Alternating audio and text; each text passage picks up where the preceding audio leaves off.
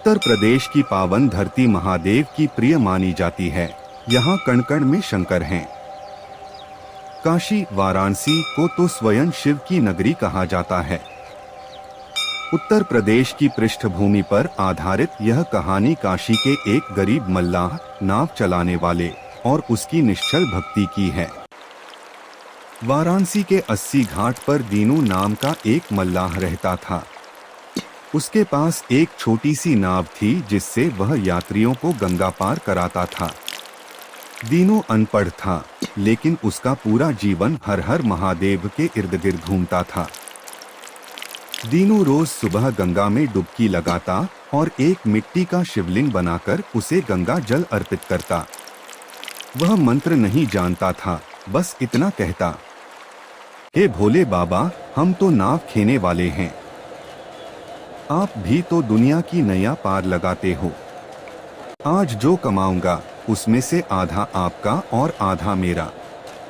वह अपनी कमाई का आधा हिस्सा रोज भूखे साधुओं और घाट के कुत्तों को खिला देता।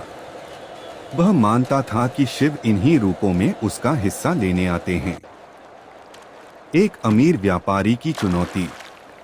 एक बार शहर का एक घमंडी और अमीर व्यापारी उसकी नाव पर बैठा। उसने देखा कि दीनू अपनी फटी पुरानी धोती में भी मुस्कुराते हुए शिव के भजन गुनगुना रहा है। व्यापारी ने व्यंग्य किया, अरे मल्ला, तू दिन भर रगड़ता है फिर भी इतना गरीब है। तेरा शिव तुझे कुछ देता क्यों नहीं? मैं देख रोज मंदिर में स्वर्ण मुद्राएं चढ़ाता हूँ, इसलिए इतना संपन्न हूँ। दीनू ने शांति से उत्तर दिया, साहब, आप भगवान को देने जाते हैं, मैं तो उनसे मिलने जाता हूँ। पिता से सौदा कैसा? उस रात काशी में भयानक तूफान आया। गंगा उफान पर थी। अचानक दीनू ने देखा कि एक छोटी नाव लहरों के बीच डूब रही है। वह कोई और नहीं, वही घमंडी व्यापारी था जो अपने धन की सुरक्षा के चक्कर में नाव से गिर गया था। दीनू ने अपनी जान की परवाह किए बिना गंगा में छलांग लगा दी। वह चिल्लाया, हर हर महादेव, साथ देना बाबा। जब वह व्यापारी को किनारे लाया तो व्यापारी बेहोश था।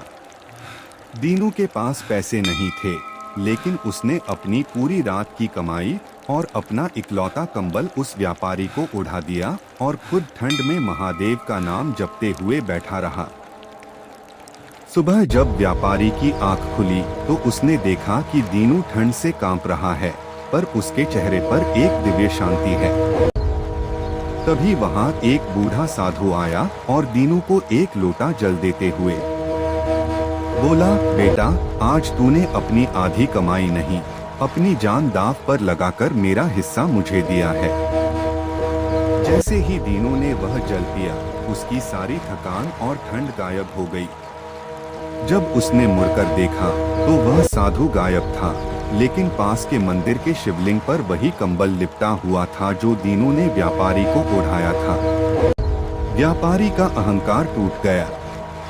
उसे समझ आ गया कि उत्तर प्रदेश की इस पुण्य भूमि पर भक्ति आडंबर से नहीं, बल्कि परोपकार और सरलता से सिद्ध होती है।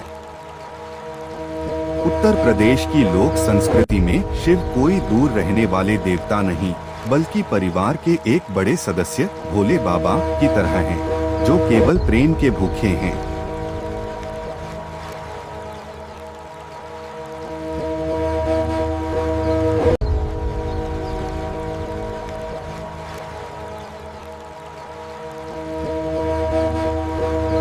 Please like and subscribe.